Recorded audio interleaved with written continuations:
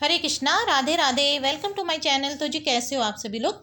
उम्मीद करती हूँ कि राधे कृष्ण जी की कृपा से आप सभी लोग अच्छे होंगे और स्वस्थ होंगे। तो जी आज की वीडियो में हम लीला पुरुषोत्तम भगवान श्री कृष्ण जी की लीला का दूसरा भाग करेंगे, भगवान श्री कृष्ण जी का अवतरण। तो जी भगवान श्री कृष्ण जी की लीलाओं को हमें सदा स्मरण करते रहना चाहिए। इनको स्मरण करने के लिए हमें रात्रि को जरूर स्मरण करना चाहिए, इनकी लीलाओं को जरूर पढ़ना चाहिए। इनकी लीला अगर आप रात्रि को सोने से पहले पढ़ेंगे तो आपको भगवान को अपने पास होने का एहसास होगा। तो जी ये लीलाएं आप रात्रि को सोने से पहले जरूर सुना कीजिए। तो चलिए शुरू करते हैं हम आगे का भाग भगवान श्री कृष्ण जी के अवतरण का। ये शरीर सपनों में देखे जाने वाले शरीरों में से किसी एक के समान है। सोते समय सपन में हम अपनी मानसिक सृष्टि के अनुसार अनेक शरीर की रचना करते रहते हैं। हम स्वर्ण देख चुके हैं और पर्वत भी। अति स्वर्ण में हम इन दोनों विचारों को मिलाकर स्वर्णिम पर्वत देख सकते हैं। कभी कभी सपने में हम अपने शरीर को उड़ता हुआ देखते हैं। उस समय हम अपने वर्तमान शरीर को बिल्कुल भूल जाते हैं। इसी प्रकार ये शरीर बदलते रहते हैं। जब तुम्हें कोई शरीर मिलता है तो तुम विगत शरीर को भूल जाते हो और सपन में हम ना जाने कितने नए प्रकार के शरीरों के साथ संपर्क कर सकते हैं, किंतु जगने पर हम उन सबको भूल जाते हैं। ये भौतिक शरीर वास्तव में हमारी मानसिक क्रियाशीलता की रचनाएं हैं, किंतु इस समय हम अपने विगत शरीरों का स्मरण नहीं कर पाते। मन बड़ा ही चंचल है। कभी ये कुछ स्वीकार करता है और तुरंत उसी वस्तु को अस्वीकार कर देता है।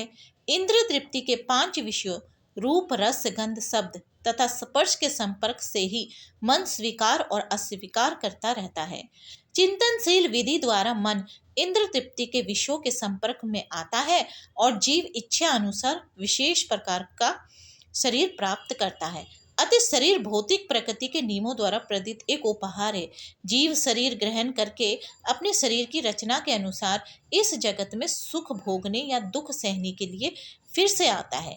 किसी विशेष शरीर के बिना हम विगत जीवन से प्राप्त मानसिक दशा के अनुसार सुख या दुख का अनुभव नहीं कर सकते हैं। हमें विशेष प्रकार का जो शरीर मिलता है वे मृत्यु के समय हमारी मानसिक दशा के अनुसार ही मिलता है। सूर्य, चंद्र या नक्षत्र जैसे प्रकाशमान लोकों का प्रतिबिंब जल, तेल या घी जैसे विभिन्न प्रकार के कुंड में पड़ता है। ये प्रतिबिंब पात्र के गति के कारण ही अनुसार हिलता डुलता है। चंद्रमा का प्रतिबिंब जल पर पड़ता है और जल के हिलने से चंद्रमा भी हिलता प्रतीत होता है, लेकिन वास्तव में चंद्रमा हिलता नहीं। इसी प्रकार मानसिक कल्पना मनोधर्म से जीव विभिन्न प्रकार के शरीर ग्रहण करता है। यद्यपि उसका इन शरीरों से कोई संबंध नहीं होता, किंतु माया के प्रभाव से मोहित होने के कारण जीव सोचता है कि उसका संबंध एक विशेष प्रकार के शरीर से है। बद्धजीवों की यही जीवन शैली है। मान लो कि कोई जीव इस समय मनुष्य शरीर को प्राप्त है। वे सोचता है कि वे किसी मानव समुदाय या किसी विशेष देव देश या विशिष्ट स्थान से संबंधित है। वे अपनी पहचान उसी रूप में करता है और व्यर्थ ही दूसरे शरीर की तैयारी में जुट जाता है जिसकी उसे आवश्यकता नहीं होती है। ऐसी इच्छाएं तथा मानसिक कल्पनाएं विभिन्न प्रकार के शरीर के कारण है। भौतिक प्रकृति का आच्छादक प्रभाव इतना प्रबल होता है कि जीव को जैसा भी शरीर मिलता है वे उसी में प्रसन्न रहता है और अत्यंत प्रसन्नता पूर्वक उस शरीर से अपनी पहचान करने लगता है। अतः मेरी प्रार्थना है कि तुम अपने मन तथा शरीर के आदर्शों से अभिभूत ना हो। इस तरह वसुदेव ने कंस से प्रार्थना की कि वह अपनी नव विवाहिता बहन से द्वेष ना करे।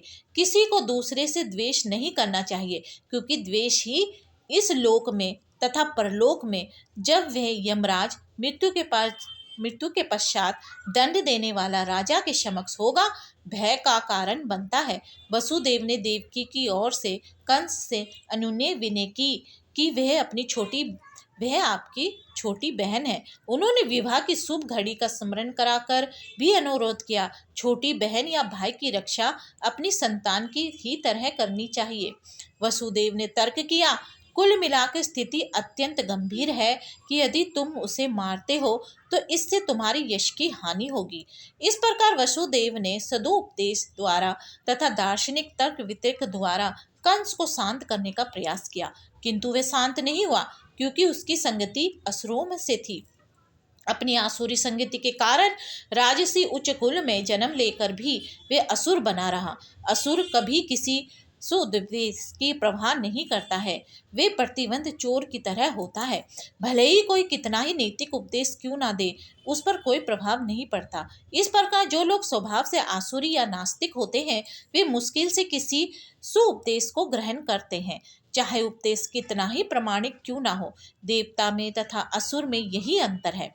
जो लोग सुउपदेश का ग्रहण करके उसके अनुसार जीवन बिताने का प्रयास करते हैं, वे देवता कहलाते हैं, और जो ऐसे सुउपदेश को ग्रहण करने में अक्षम होते हैं, वे असुर कहलाते हैं।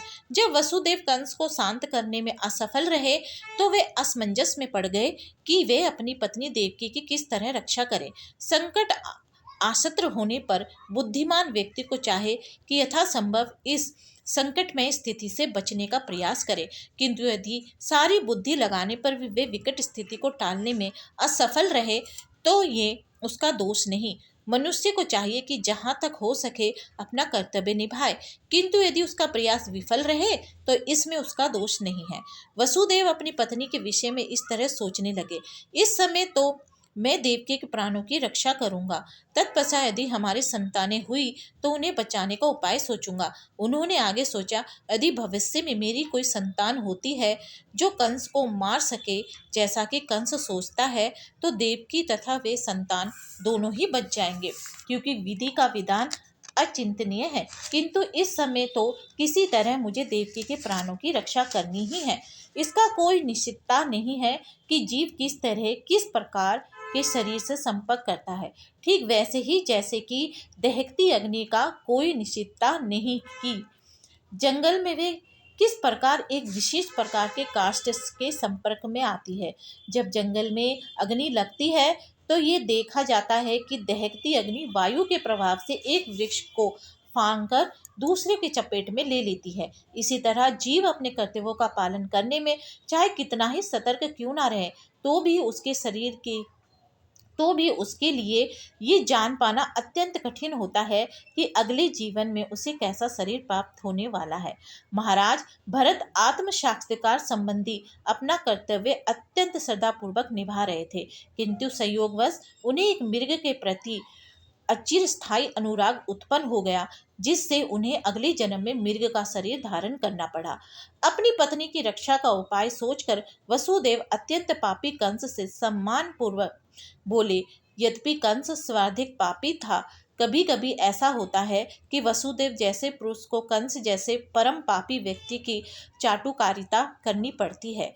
कूटनीति की व्यापार ऐसे ही चलता है। यद्यपि वसुदेव अत्यधिक घृणित थे, किंतु ऊपर से वे मुस्कुराने लगे।